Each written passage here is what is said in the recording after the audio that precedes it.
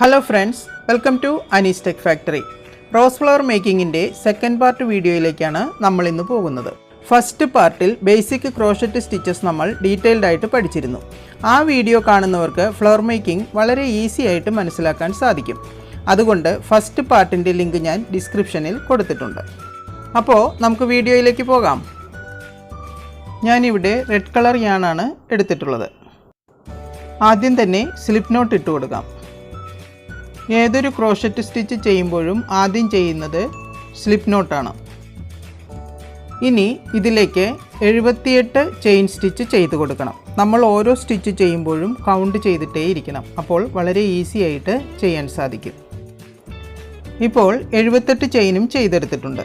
ഇതിൽ നമുക്ക് DC ചെയ്യണം. DC എന്നാൽ ഡബിൾ ക്രോഷേ. നമ്മൾ നേരത്തെ പഠിച്ചു കഴിഞ്ഞതാണ്. ഡബിൾ ക്രോഷേ ഡിനോട്ട് ചെയ്യുന്നത് DC എന്നാണ്. ഡബിൾ ക്രോഷേ സ്റ്റാർട്ട് ചെയ്യേണ്ടത് 3rd ചെയിനിൽ നിന്നാണ്.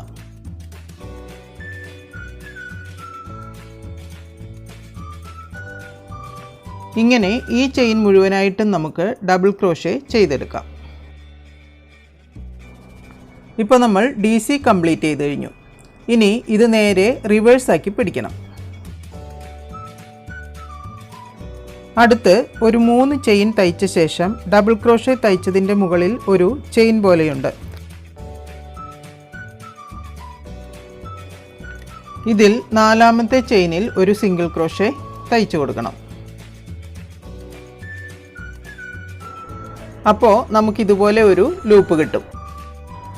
ഇങ്ങനെ 3 ചെയിൻ ചെയ്ത ശേഷം 4ാമത്തെ DCയിൽ ഒരു സിംഗിൾ ക്രോഷേ ചെയ്യണം. ഇതിന് ലോക്ക് ചെയിൻ എന്നും പറയാം. ഈ ലൂപ്പിലാണ് നമ്മൾ ഓരോ പെറ്റൽസും ചെയ്തെടുക്കുന്നത്. ഇങ്ങനെ നമുക്കിത് കംപ്ലീറ്റ് ചെയ്തെടുക്കാം.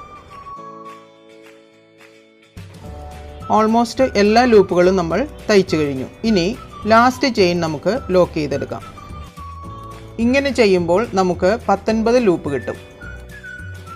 ലാസ്റ്റ് ചെയിൻ ചെയ്ത ശേഷം ഇത് നേരെ റിവേഴ്സ് എടുക്കണം.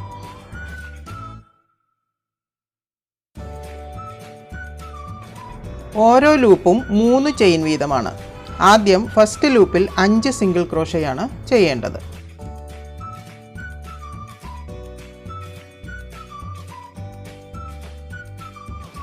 ഇങ്ങനെ ആദ്യത്തെ 3 ലൂപ്പിൽ 5 സിംഗിൾ ക്രോഷേ വീതം ചെയ്തെടുക്കണം. ഇനി അടുത്ത ലൂപ്പിൽ, അതായത് 4th ലൂപ്പിൽ ആദ്യം ഒരു സിംഗിൾ ക്രോഷേ, അടുത്ത് 3 ഡബിൾ ക്രോഷേ,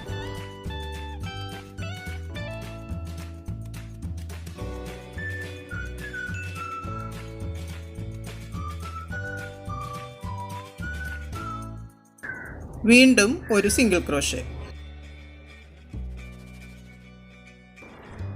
ഇപ്പോൾ ഒരു സിംഗിൾ ക്രോഷേ, 3 ഡബിൾ ക്രോഷേ, ഒരു സിംഗിൾ ക്രോഷേ, ഇങ്ങനെ നമ്മൾ ചെയ്തെടുത്തിട്ടുണ്ട്. ഇനി അടുത്ത 4 ലൂപ്പിലും നമുക്ക് ഇതുപോലെ തന്നെ ചെയ്തെടുക്കാം. ഇനി അടുത്ത ലൂപ്പിൽ, അതായത് 8ാമത്തെ ലൂപ്പിൽ ആദ്യം ഒരു സിംഗിൾ ക്രോഷേ, നെക്സ്റ്റ് ഒരു ഡബിൾ ക്രോഷേ, അടുത്ത് ഒരു ട്രിപ്പിൾ ക്രോഷേ,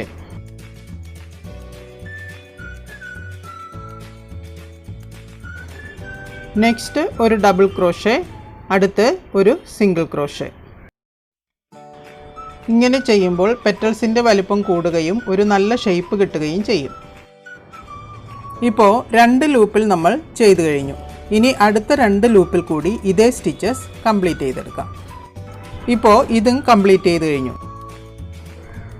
ഇത് നോക്കിയാൽ മനസ്സിലാകും പെറ്റൽസിൻ്റെ വലിപ്പം കൂടി വരുന്നതായി കാണാം.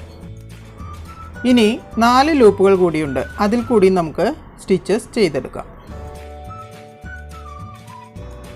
ആദ്യം സിംഗിൾ ക്രോഷേ, അടുത്ത് 2 ഡബിൾ ക്രോഷേ. എല്ലാ പെറ്റൽസിലും ആദ്യം നമ്മൾ സിംഗിൾ ക്രോഷേയാണ് ചെയ്യേണ്ടത്.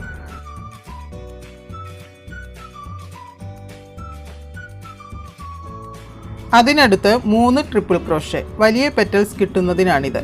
എല്ലാ ലൂപ്പിലും നമ്മൾ 5 സ്റ്റിച്ചസ് ആണ് ചെയ്തെടുത്തത്. ഇതിൽ 8 സ്റ്റിച്ചസ് വരുന്നുണ്ട്.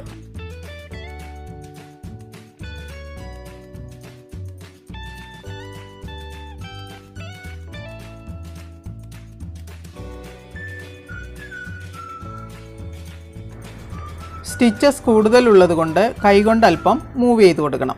അപ്പോൾ ആവശ്യത്തിന് സ്പേസ് കിട്ടും. ഇനി 2 ഡബിൾ ക്രോഷേ കൂടി ചെയ്തെടുക്കണം.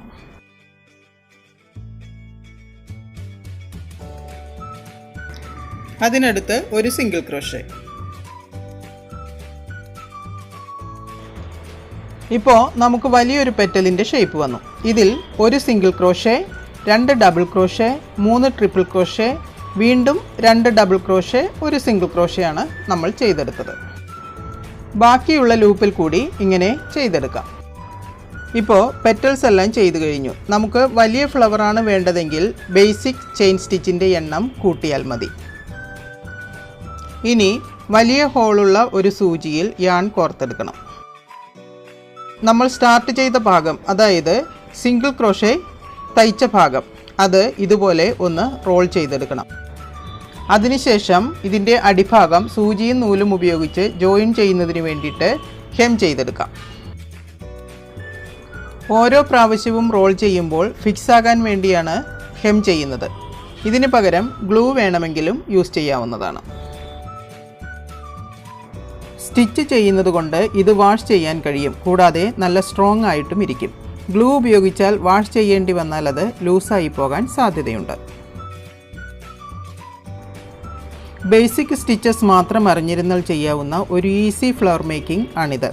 പലതരത്തിലും നമുക്ക് റോസ് ഫ്ലവർ ചെയ്യാം. ബാക്ക് സൈഡ് എല്ലാം നമ്മൾ സ്റ്റിച്ച് ചെയ്ത് കഴിഞ്ഞു.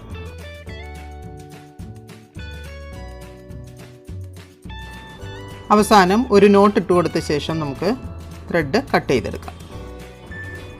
ഇപ്പോൾ നമ്മുടെ ക്രോഷറ്റ് റോസ് ഫ്ലവർ തയ്ച്ചു കഴിഞ്ഞു. വളരെ ഈസി ആയിട്ട് ചെയ്യാവുന്ന ഒന്നാണ് ക്രോഷറ്റ് സ്റ്റിച്ചസ്.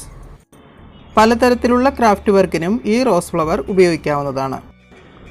റോസ് ഫ്ലവർ ഉപയോഗിച്ചിട്ടുള്ള ഒരു ഫോട്ടോ ഫ്രെയിമിൻ്റെ വീഡിയോ ഞാൻ നേരത്തെ ചെയ്തിട്ടുണ്ട്. ആ വീഡിയോയിൽ നിങ്ങൾക്ക് വളരെ യൂസ്ഫുൾ ആയിരിക്കും. അതിൻ്റെ ലിങ്ക് ഞാൻ ഡിസ്ക്രിപ്ഷനിൽ കൊടുത്തിട്ടുണ്ട്. അപ്പോൾ വീഡിയോ എല്ലാവർക്കും ഇഷ്ടമായി എന്ന് കരുതുന്നു. ഇഷ്ടമായാൽ ലൈക്കും ഷെയറും കൂടെ സബ്സ്ക്രൈബും ചെയ്യാൻ മറക്കരുത്.